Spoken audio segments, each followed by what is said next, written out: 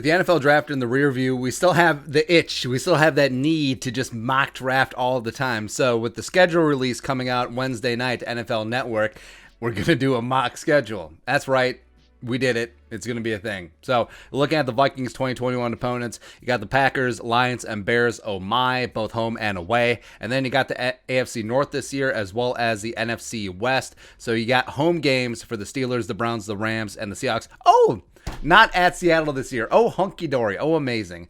Plus the flex game with the Dallas Cowboys, as well as the Carolina Panthers. And then you're at the Bengals, at Ravens, at Niners, at Cardinals. Plus, the extra 17th game at the Los Angeles Chargers of Anaheim. Oh, it's going to be fun. It's going to be a good time. So let's get into the mock. For those about to mock. Week 1. I actually feel like the Vikings are going to get a decent amount of primetime games this year. Mainly just so they can bring them. Did you know that Kirk Cousins only won once in primetime? Forget that it was the last time, but minus the Christmas Day game, which I do not count. No one remembers that, by the way. Worst Christmas ever. Anyways, week 1. The Browns on Monday Night Football. Dun, dun, dun, dun. So Monday Night Football week 1 has always been a doubleheader. The Vikings will get the early game. So Vikings versus Browns, US Bank Stadium, Kevin Stefanski, and the playoff winning Cleveland Browns coming on. Baker versus Cousins, Saquon. Wait, no. Where the hell did Saquon come from? No. So Nick Chubb versus Dalvin. It's going to be a good time, man. It's going to be a big-time game. And 2 really good teams right out the gate. And we'll see what happens. Week 2. They continue with the AFC North. So they're at Cincinnati. Jumping Joe Burrow and Jamar Chase. LSU back at it again. Maybe Thaddeus Moss makes the team. I don't know. Oh, plus Riley Reef revenge game. Hello. Story lines about. Oh, plus Trey Waynes. Plus Mac Alexander, who's been on both teams over the past 3 years. It's pretty damn amazing. Then week 3, the Vikings continue to be road warriors at Chicago. Even though the Vikings never win at Soldier Field.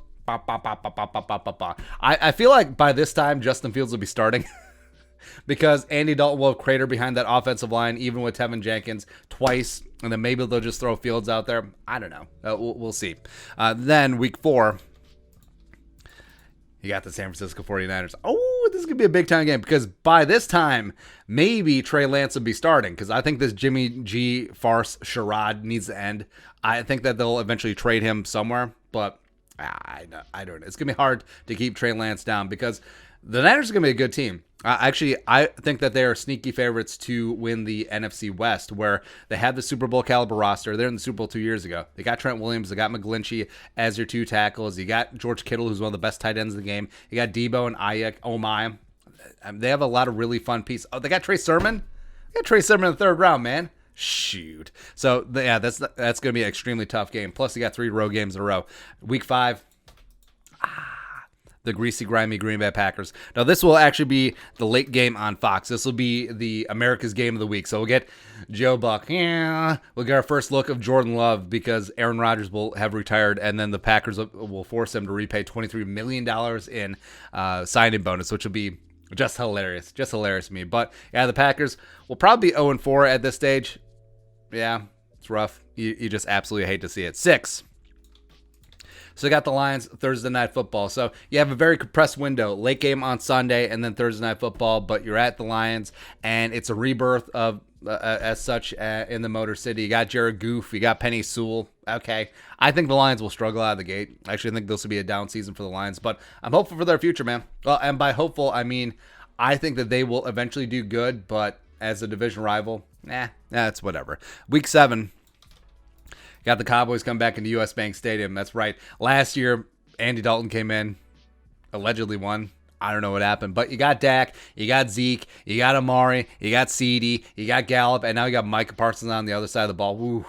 Ooh. Secondary still sucks, but it is what it is. 8.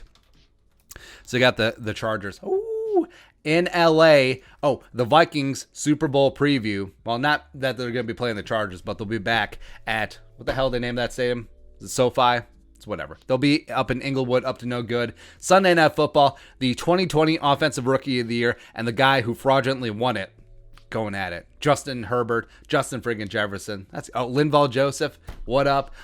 Christian Darrisaw, Rashawn Slater, even though they'll never be on the field at the same time. You know, the 2 high-end left tackles going after it. The 2 out of the 3 high-end first-round tackles go just on this schedule. We don't play the Raiders this year. 9. Sticking with LA, except LA is coming to Minneapolis. So we just can't get away from Matthew Stafford, man. It's going to be fun times where Mike Zimmer and his defense has a way of just rattling Matthew Stafford, whether it be the 10 sacks in the game, whether it be the 7 sacks in the game, whether it be 26 pressures. I think that they will get after that ass because on paper, I mean, the Rams are not as good as they were last year. They simply are not. And I don't think Matthew Stafford is that much better than Jared Goff to be able to bridge that gap. So I'm really bullish on this game. 10. So I got the bye. This would be a big time get where you have that extra week. I think teams with the later bye is going to be a massive benefit for them. The later the bye you can get, even more so with the extra game, is going to be huge competitive advantage. 11. So you got the Ravens at Baltimore. Lamar Jackson getting it out. Now, this would have been the Orlando Brown Bowl, but now, go ahead. But I'm perfectly happy with how it turned out with Darisaw and Wyatt Davis. But just at the moment, I would have taken Orlando Brown, man. But Rashad Bateman, what up? Jason Away, what up? The Ravens just always get, this is the Corey Vedvik Bowl. This is the Yannick the freaking Ngakoue Bowl. Great. Good times. 12. So you got the Seahawks, not at Seattle, but still on Sunday Night Football. Vikings make 2 appearances this year, and this rounds out the primetime game. So you got 4 total primetime out of 17. But the Seahawks coming in, Russ still feuding, even though they got Dwayne Eskridge, they got Lockett, they got DK, who, even though he finished last at the Olympic trials, the fact that he did that weighing like 50 pounds more than the next heaviest sprinter, pretty damn insane. And hopefully Patrick Peterson and Cameron Tiny Dancer can have better games against DK this time around than they did last year, which was not good. Week 13, you got the Steelers, where, I don't know, by this time the Steelers may have imploded, where, yes, they started out 11-0 last year, but they have significant holes still after the draft. Yes, they got Najee Harris, cool. Yes, they got Freiermuth, who's going to be, he's going to be the next Heath Miller.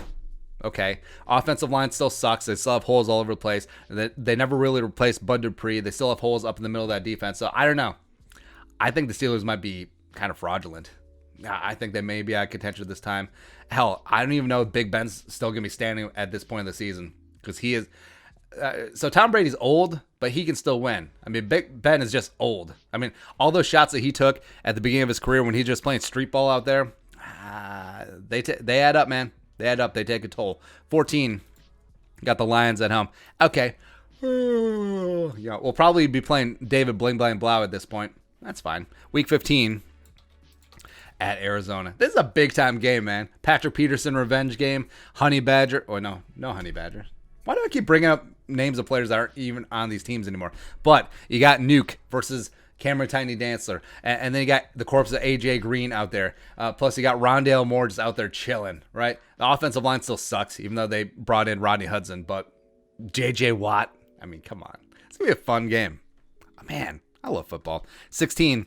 This would have been the Teddy revenge game, but no, they traded him to the Broncos. But Sam Darnold, okay, this defense is really young, really fun, really fast. Love and respect J.C. Horn. Love me some Brian Burns. Love Derek Brown. I love Jeremy Chin. Of course, we have bad memories of Jeremy Chin from last season, but, hopefully we won't take a Chad Beebe miracle at the end after Chad Beebe pulling a big boner to win this game. Then, week 17, 18, may as well put both of them out there. Last 2 division games.